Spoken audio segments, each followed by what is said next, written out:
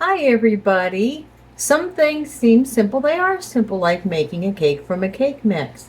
However, there are a few tricks that I've learned along the way. We did them in the bakery when my mom had her bakery, and it just makes for a little bit better tasting cake. People say, oh, just tiny little things we can do, and you'll get the yay, your cake is so delicious. So here we go. Okay, here's the ingredients. And I got some things to say about the ingredients. Okay, it says a cup of water and a half a cup of oil. Wrong. 3/4 cup of water and 3/4 cup of oil.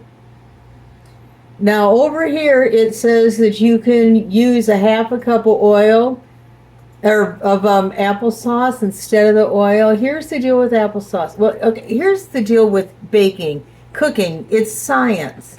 And things have chemical reactions with each other, so you cannot completely delete an ingredient without some type of reaction in your dish. So with the cake, it's got to have some water, it's got to have some oil. So you would just do half of the applesauce. So like this calls for a half a cup. I'm doing just I'm I'm following this recipe. I am using 1 cup of water, but for the half a cup of oil, I split that in half and did a half a cup of applesauce. So that's what I'm doing. Okay, we're going to just start dumping stuff in there. That's the beauty of it. It's just a dump and mix. Save your bag. I'm going to show you why. Okay, put in a cup of water, the 1/4 cup of applesauce,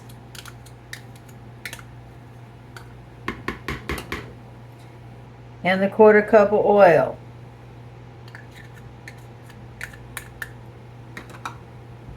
Okay, now I'm going to show you what we save the bag for. That's to put the eggshells in. We're going to stand it up a little bit. Okay. Whoop. There we go. There's 1 egg. Throw them in the little bag. And also, if you were doing just egg whites and so you had to throw out the egg yolks, this bag is waterproof, so you can just put the excess right in there and you're good to go. I don't know what that is for. Oh, that's to tell me the oven's ready. Okay. I think. Let me check it out.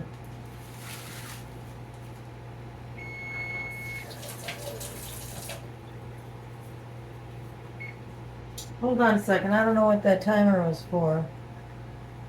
Hold on a second.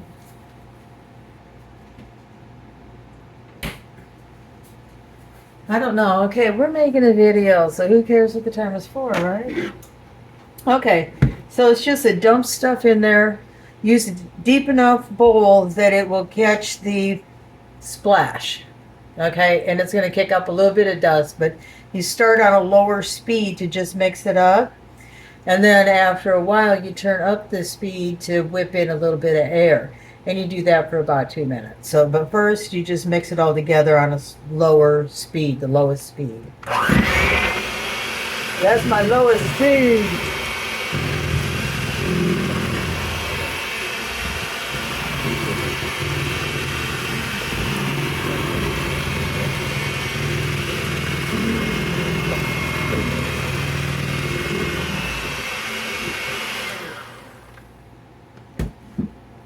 Lower speeds. The low speed used to be lower at one point on mixers, but now the low is pretty high. I think the low is high.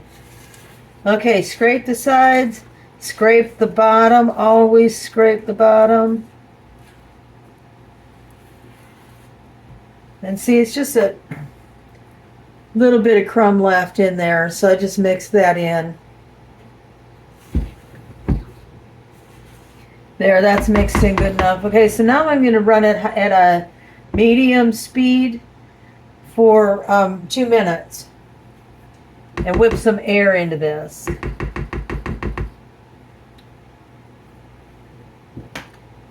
Okay, I don't have a timer on me, so when it looks right, I'll stop. Okay, medium speed.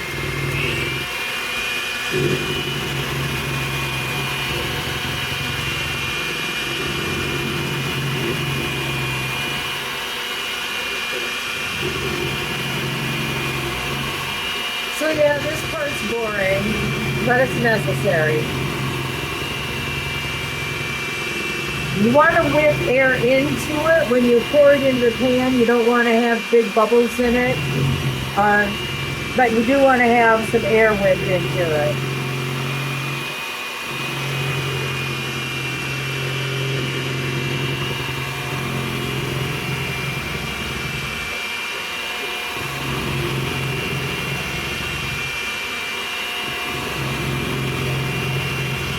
Are we at 2 minutes yet? I say we're close enough. See, I kind of want to show you the difference in the color here. Can you see that? It's a darker brown and then a lighter brown. See there, you see the real good. Okay, you've whipped enough air into it because it's got a different color. It's a lighter color, so you got enough air whipped into it. And I don't know if that was quite 2 minutes, but when you see the color difference like that, you can stop mixing it up. Okay. Then I got to clean this up. This is a mess.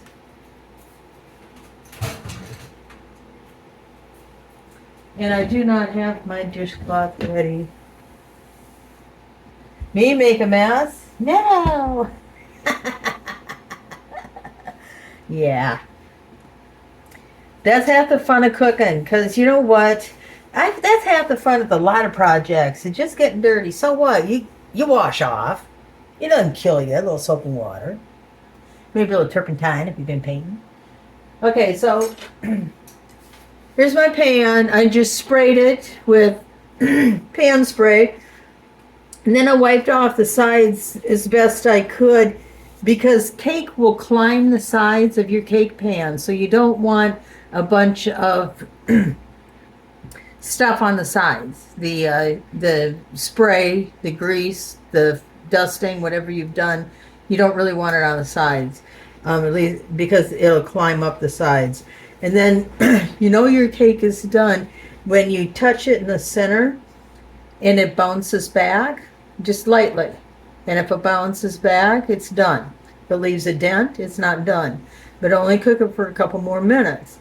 Don't say, okay, I got 10 minutes left on it. No, you don't. It's almost done. And then you will see too, as the cake is as it's ready to come out, you'll see the cake pull away from the side a little bit. And then you want to get it out of the oven right away. So, oh, okay, and I was going to tell you, if you do a dusting, do you guys know what a dusting is? I talked about it before, but it depends if you saw that video. But dusting is when you put a light layer of flour on there, and then you would just hit it around like that and get a good coating on it.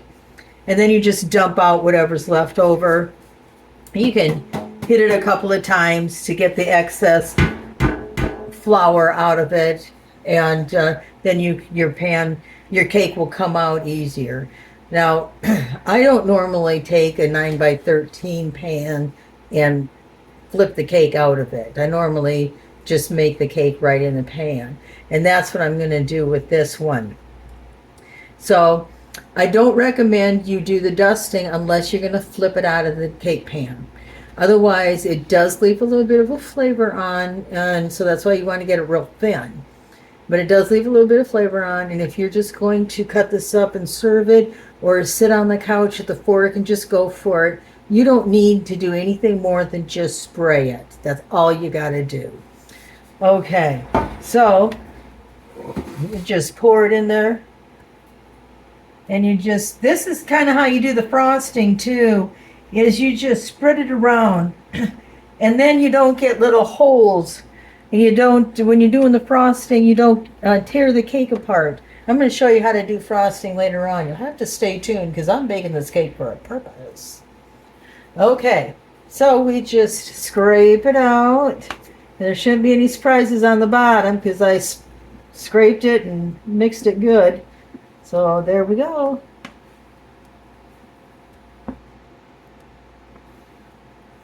Oh yeah, and I was going to remember to tell you, okay, before it got into the pan, after I mixed it, when the batter was all done, that would be the time to put in your nuts, your chocolate chips, any of that stuff.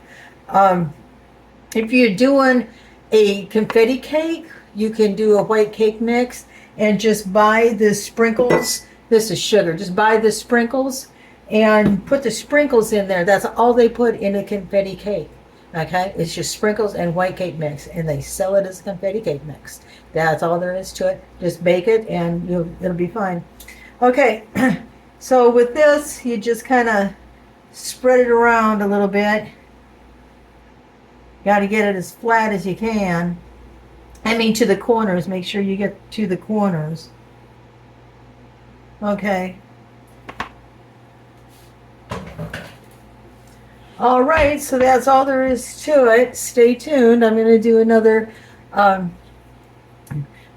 TikTok vid. Well, just video. I'm going to put it on YouTube too. But I'm going to make German chocolate frosting, and you'd be surprised how easy it is to make. And once you have it, you will never buy that nasty canned German chocolate frosting again. You will always make it from scratch. Because it's just like no comparison.